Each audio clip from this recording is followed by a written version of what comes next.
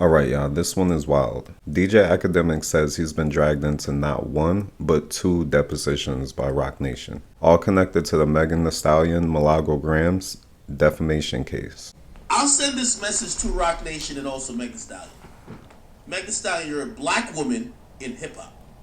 Roc Nation, you guys represent a lot of black creators, black artists, and black athletes. If y'all think that trying to go to war with independent news media, and usually most of them are covering black culture, I will tell you, this will be another PR mistake.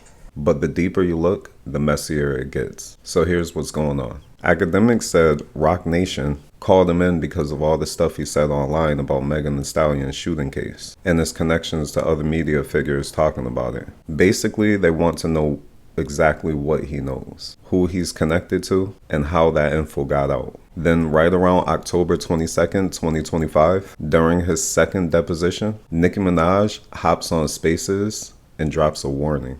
You are in a game that you never signed up to play.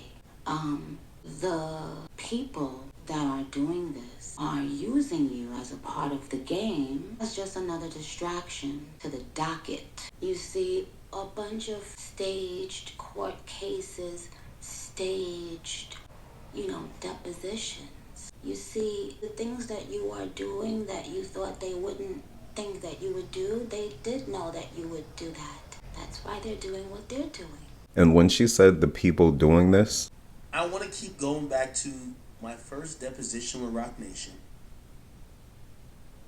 where the moment that I told people what they were attempting to do to me, their lawyers said, tell Desiree this.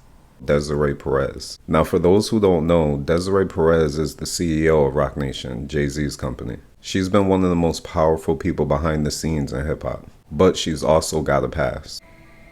Desiree Perez, a Cuban-American born in the Bronx, New York, became involved in drug distribution activities in the early 1990s.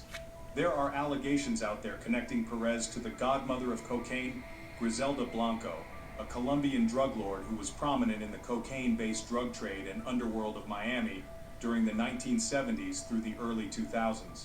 Others say Desiree Perez's connection to the cartels was through OG Juan, a close business associate with Sean Jay-Z Carter. In 1994, Desiree Perez was arrested for conspiracy to distribute narcotics, specifically involving 35 kilograms of cocaine. To avoid a lengthy prison sentence, Perez entered into a plea agreement, receiving 5 years of probation. In 1999, she violated her probation terms and served 9 months in jail. Perez began managing nightclubs in New York City, where she met rapper Jay-Z. She played a pivotal role in the establishment of the 40/40 Club, and later became the CEO of Roc Nation in 2019, and remains the CEO to date.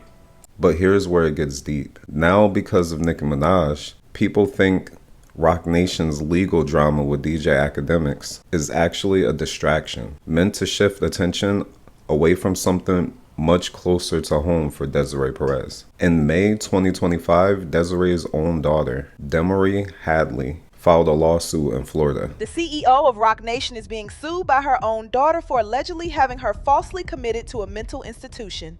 Desiree Hadley claims her mother, Desiree Perez, used unlawful means to have her detained for weeks, falsely accusing her of being suicidal and using drugs to get her locked up under Florida's Baker and Marchman Acts. After the lawsuit was filed, Roc Nation secured a gag order legally barring Hadley and her husband from speaking publicly about the case. So now you got Akademiks being questioned by Roc Nation, Nicki calling it a setup, and Desiree Perez, the head of Roc Nation, fighting her own daughter at the same time. This might not just be about Megan Thee Stallion anymore. It might be about what's happening behind the Roc Nation curtain.